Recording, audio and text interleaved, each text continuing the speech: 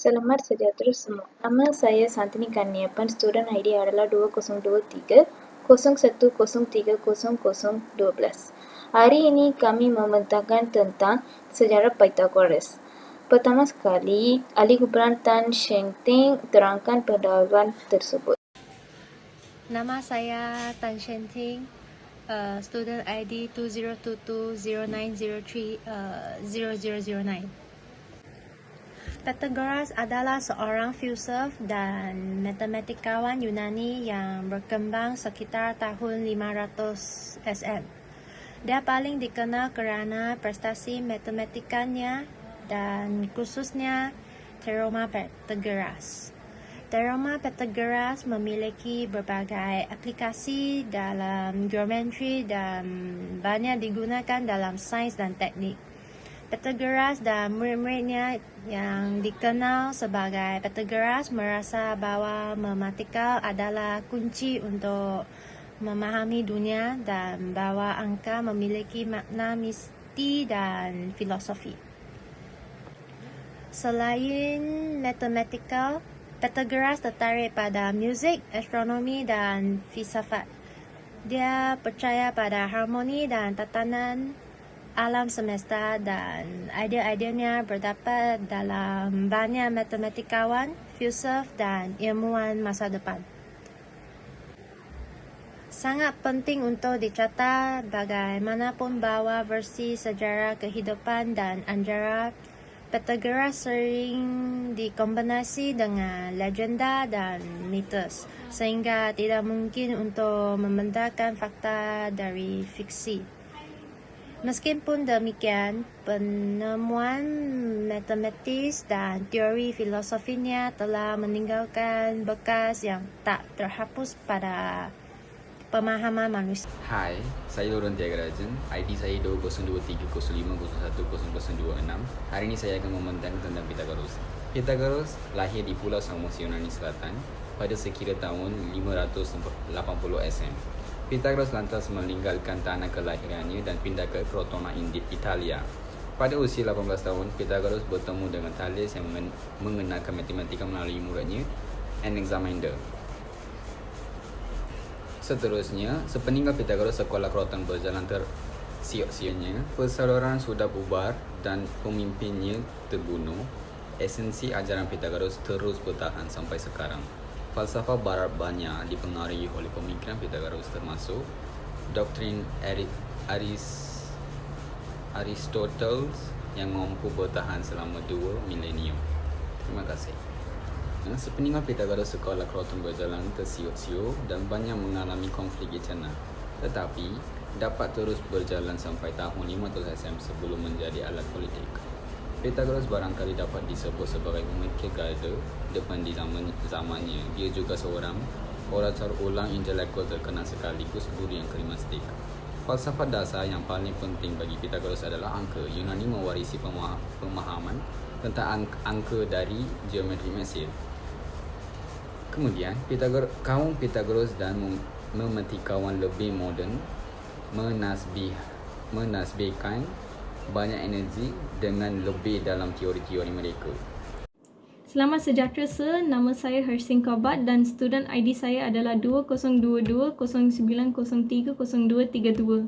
Hari ini saya akan terangkan tentang kehidupan awal Pythagoras. Pythagoras dilahirkan dan dibesarkan di Pulau Samos pada tahun sekitar 569 sebelum Masihi.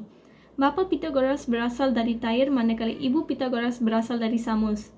Beberapa sumber menyatakan bahawa Pythagoras mempunyai 2 abang, iaitu Eunomus dan Tyrrhenus, manakala sumber yang lain pula menegaskan bahawa beliau mempunyai 3 abang. Pythagoras sebagai seorang budak menunjukkan minat dalam pelbagai sains dan mempunyai kebolehan yang mengagumkan. Hermodamus of Samos mungkin adalah guru pertamanya, memberi pengetahuan asas muzik, lukisan, membaca, retorik dan tata bahasa. Hermodamus mengembangkan ingatan mentalnya dan menyuruh Pythagoras mempelajari kepingan Odyssey dan Iliad. Terdapat juga di kalangan gurunya 3 ahli falsafah yang mempengaruhi Pythagoras bila beliau masih muda. Salah satu yang paling penting ialah Perisides of Syros. Ini adalah kerana Pythagoras yang berusia 18 tahun pergi ke Mesir untuk meneruskan pendidikan dan belajar daripada padiri yang berilmu di Mesir. Tetapi pada masa itu, negara itu ditutup kepada orang Yunani. Disebabkan situasi itu, Pythagoras tinggal di Pulau Lesbos di mana Perisides of Syros mengajar Pythagoras fizik, dialektik, teogoni, astrologi dan perubatan. Dan beberapa tahun kemudian, dua ahli falsafah yang lain akan mempengaruhi Pythagoras yang akan memperkenalkan beliau idea matematik, iaitu Thales of Miletus dan Anaximander of Miletus yang merupakan murid Thales of Miletus. Ia juga dikatakan bahawa Pythagoras melawat Thales of Miletus untuk pergi ke sekolah falsafah pertama di Greece yang diasaskan oleh Thales. Sekolah Thales juga membantu Pythagoras untuk memperoleh banyak pengetahuan dan ilmu. Pythagoras juga menghadiri syarahan murid Thales, Anaximander of Miletus, yang memberikan syarahan tentang Miletus. Anaximander yang berminat dengan geometri dan kosmologi dan mempunyai banyak idea juga akan mempengaruhi pandangan Pythagoras. Thales yang telah menyumbang kepada minat Pythagoras dalam matematik dan astronomi akan memberi cadangan kepada Pythagoras untuk mempelajari lebih lanjut mengenai subjek-subjek tersebut di Mesir. Oleh itu, Pythagoras akan mengikut cadangan Thales dan pergi ke Mesir. Pythagoras akhirnya berpeluang bertemu dengan paderi dan melawat kuil Mesir yang ditutup untuk warga asing. Rahsia dan tradisi kuil Mesir telah dibuka untuk beliau mempelajari.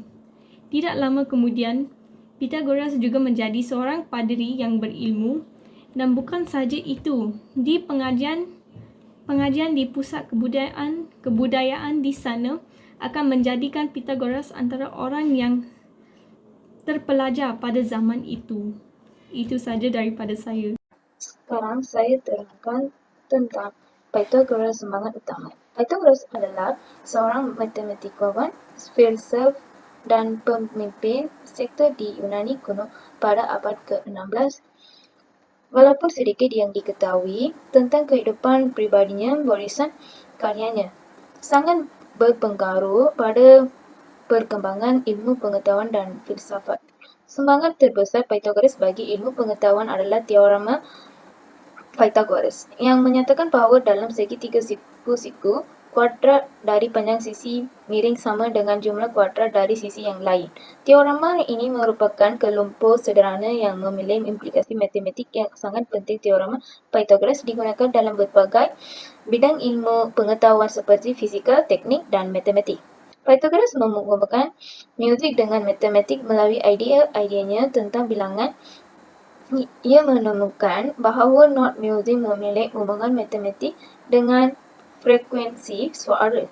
Oleh kerana itu, ia menerapkan konsep bilangan pada muzik untuk memperoleh harmonik. Kontribusinya pada pemahaman hubungan antara matematika dan muzik menjadi bagi dasar bagi pengembangan keilmuan yang lebih maju seperti akustik, muzikologi dan teori muzik moden.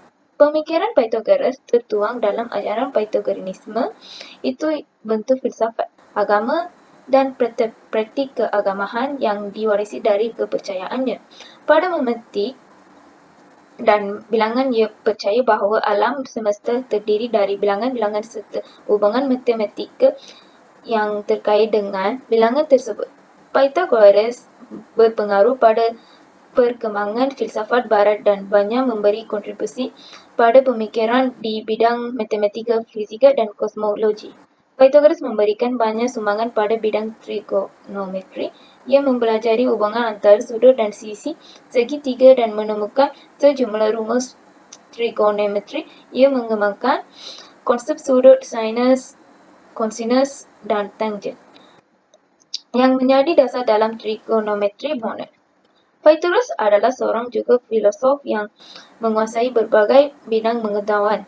Ia memperkasa pengembangan filsafat dan ilmu pengetahuan di Yunani kuno dengan menekankan pentingnya kehidupan bertata secara baik serta meyakini bahawa Dunia dipenuhi oleh bilangan dan hubungan matematika yang terkait dengan bilangan tersebut. Pythagoras juga memberikan kontribusi bagi perkembangan astronomi. Ia mengobservasi gerak planet dan bintang serta menemukan hubungan tersembunyi antara jarak dan waktu. Kontribusinya terhadap astronomi menjadi dasar bagi bidang ilmu ini yang kemudian berkembang lagi di berbagai budaya.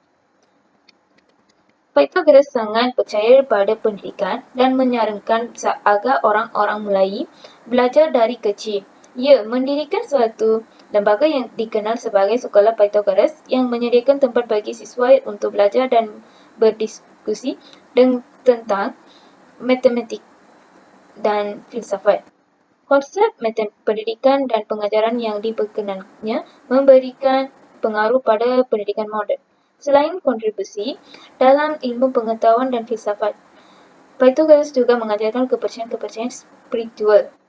Ia meyakini bahawa jiwa manusia terus hidup setelah mati dan bahawa melalui praktikal spiritual, manusia dapat mencapai membebaskan dari kesengsaraan hidup. Sumbangan Pythagoras dalam ilmu pengetahuan dan filsafat sangatlah penting dan luas. Teorema Pythagoreanisme, musik dan matematika. Kontribusinya pada trigonometri, astronomi, pendidikan spiritual, dan berbagai kontribusinya lainnya membentuk dasar bagi ilmu pengetahuan dan filsafat moden.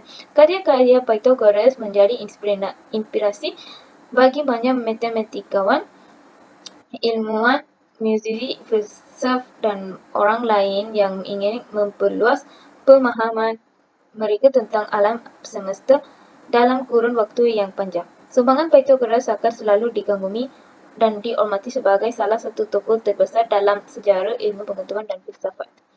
Seterusnya, sekarang ahli kumpulan Tauniswari terangkan kesimpulan tersebut. Selamat sejahtera, nama saya ialah Tauniswari Anand Perempuan Munyadi. Students ID saya ialah 202305010025. Saya akan terangkan kesimpulan tentang Pythagoras. Pythagoras ialah seorang ahli matematik purba yang sangat penting dalam sejarah matematik. Berikut adalah beberapa kesimpulan yang boleh dibuat tentang Pythagoras.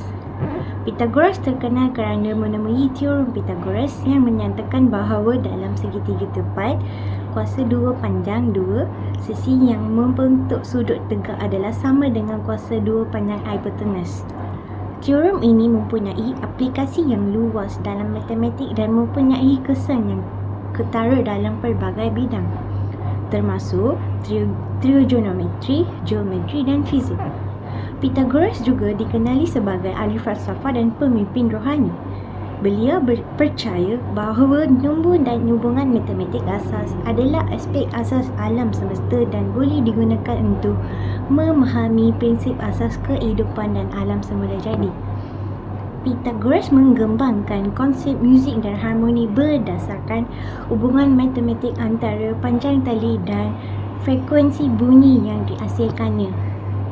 Pythagoras mengasaskan kumpulan yang dikenali sebagai Pythagoreans yang merupakan pertubuhan rahsia yang menggabungkan ajaran matematik, falsafah dan kerohanian. Kumpulan ini menekankan kepentingan pengajian matematik dan amalan kehidupan moral yang seimbang.